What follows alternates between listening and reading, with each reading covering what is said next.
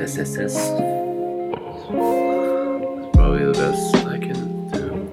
Hey there, everybody. So I wanted to make a huge announcement. I'm actually moving out of the States, and I've told some people if they've asked about it, but I've mostly kept it under wraps. But I've just about finished selling all my things, and yeah, I leave on Tuesday. It's really crazy. There's a lot of things that I've been thinking about in terms of why I want to move. And I remember it goes back to, I went to Peru about a year and a half ago. And I remember when I flew back, LA didn't feel like home anymore.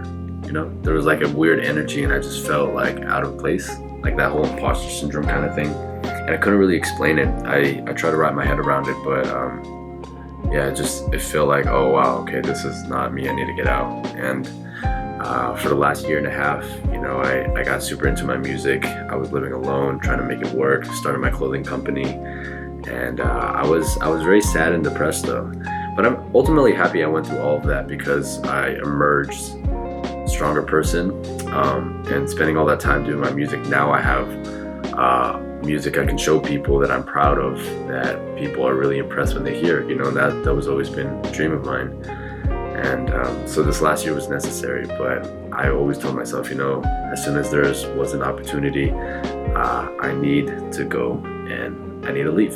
So sure enough, when I went to Europe for 7 months, I met a bunch of people around my age, 24, 25, going through a similar quarter-life crisis, right? I met a few people that quit their job, you know, they've moved out to Europe or sold everything. And I have a friend, she's in New Zealand now and she's just traveling and kind of figuring out as she goes. And when I met them, I was like, dang, if these guys can do it, I can do it too. You know, why can't I do it? It made me think about, wow, it made me reprioritize my life. I realized that, you know, back in the States, in LA, you know, it's so easy to get into that mentality of, you have to just be hustling all the time. Sleep is for losers. You can sleep when you're dead. You know, you just gotta work. And if you're not working, there's somebody else working harder than you. I feel like it's very dangerous because what's the most important thing is life and your health and your mental health and living a very happy, fulfilled life. And I realized the one thing that I cannot compromise on is my music. That is the one thing that's the most important to me. But everything else I really don't care about. I came back from Europe, I landed and I already felt that it was, you know, like, oh man, after a week I got depressed again. And I was thriving when I was traveling, and that's when I realized, you know, okay, I need to make a change. So I was at my parents' house, and ultimately one day my dad and I mean, we've had a very rocky relationship. We got into a fight, which ended up in him cursing me out. And at that point I was like, you know, F this, I don't need to put up with this. And that was the initial catalyst for the move. As soon as I made that decision, I was like, you know, I'm gonna do it. I'm gonna just sell all my stuff and leave.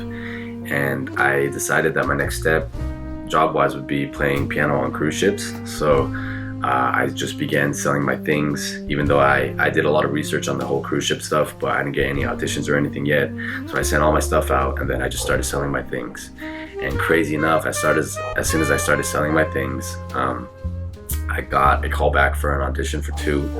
I auditioned for both. One of them I didn't get, but the first one I auditioned, I did. And they called me back and they said they liked me. So they said that they're hoping to put me in a contract starting in March or April. That was just like the craziest news to me, because at that point I already bought my one-way ticket to Colombia, and I already began selling my things. And it made me realize that once you make room in your life for things to happen, you know, the universe will eventually fill your cup. So, you know, in order for the universe to fill your cup, you must first empty it, right? And in order for new doors to open, you have to close all the previous doors. And that's something, I met this British guy when I was in Europe, homie James, and that's something he told me, and it really stuck with me. Now, here I am, you know, 2 days before leaving, and I've sold all my things, and I'm staying at Airbnb, and I'm so excited. I have this new energy for life again, and hopefully by doing this, I just want to encourage other people.